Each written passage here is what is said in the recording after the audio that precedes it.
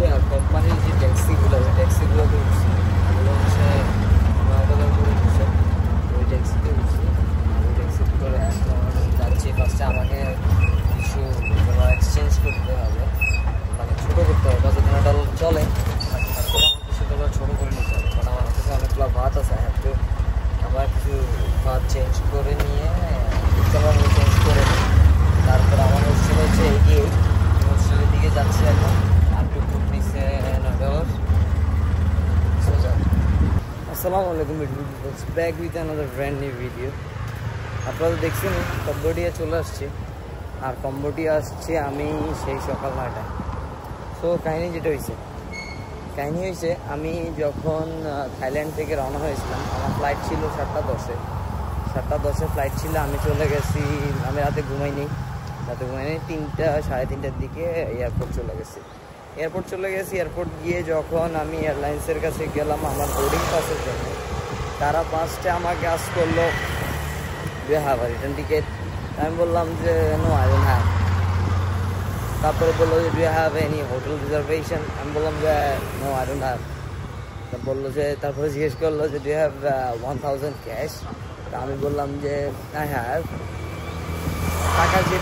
টাকার প্রশ্নটা বললাম যে আমার কাছে পর্যাপ্ত টাকা আছে, বাট আমার কোনো হোটেল রিজার্ভেশনও নাই, আমার কোনো ইয়েও নেই, এটা কী বলে ফ্লাইট বুকিংও নেই।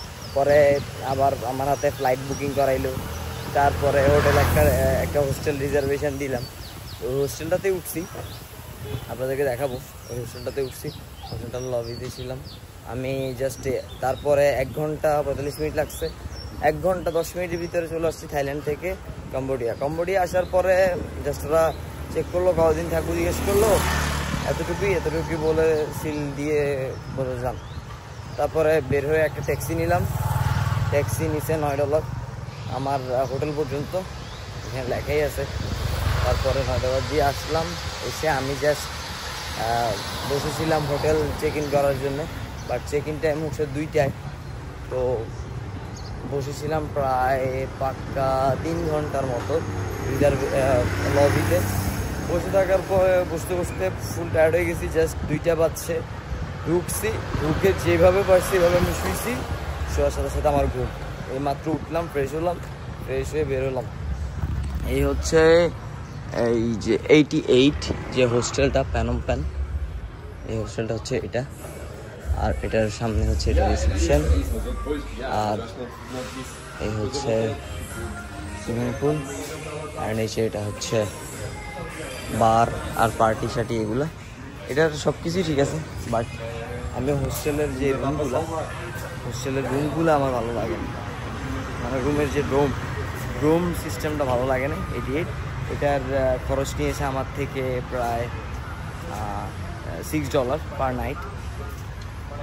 $6 হিসেবে ঠিক আছে, বাট আমি অন্যান্য জায়গায় আরও $6 $7 দিয়ে উঠছি, এটা আরও ভালো বেটার পাইছি। আচ্ছা যাই হোক, আজকে রাতের জন্য এখানে আসি, নেক্সট অন্য কোনো হোস্টেলে যাবো।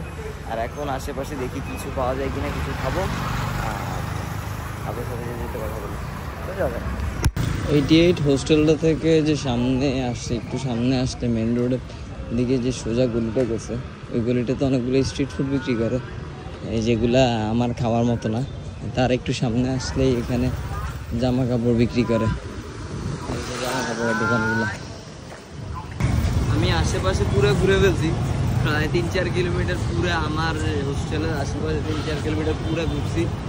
আর খাওয়ার হোটেল খুঁজতেছিলাম, KFC খুঁজতেছিলাম, কিন্তু আমার হোটেল থেকে আমি যদি পিছনের রোডটা দিয়ে বের হইতাম তাহলে 500 মিটার সামনে হচ্ছে KFC, আর 500 মিটার সামনে টেক্সাস চিকেন। তো আমি পুরা A to Z পুরা শহরটা ঘুরে আবার সে আমার হোস্টেলের কাছাকাছি এসে এখানে একটা টেক্সাস চিকেন পাইছি, টেক্সাস চিকেনে কিছু খাবো। আর এখানে সামনে এটা কি জানি না, ব্যাটিমেন টেকনো আর সামথিং কিছু একটা লেখা আছে, এটা কিসের আমি জানি না। তো আগে কিছু খেয়ে তারপরে চেক করবো এটা, আর আদারওয়াইজ হয়ে যাবে।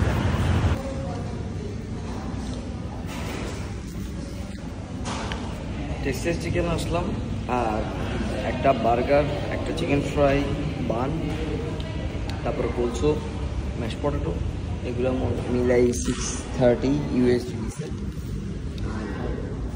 রিফিল কোক রিফিল তো আনলিমিটেড, আমি তো এক গ্লাস এই আর কি খাওয়া দাওয়া শেষ করলাম।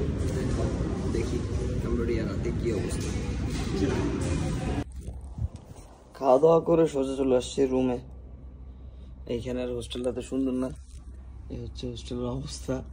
এটা হোস্টেলটা কোনো রকম উঠছি, কালকে দেখি চেঞ্জ করব। আর কম্বোডিয়া আমি বেশি দিন থাকবো না, কজ কম্বোডিয়া আমার বেশি দিন থাকার ইচ্ছা নেই। তো আমি হয়তো আবার থাইল্যান্ড ব্যাক করব। তো আজকের জন্য ভিডিও এতটুকুই। সামনে যদি কোনো ইন্টারেস্টিং কোনো কাহিনী হয় সেটার আপডেট পেয়ে যাবেন। সো আজকের জন্য আল্লাহ হাফেজ, আসসালামু আলাইকুম বিউটিফুল পিপলস।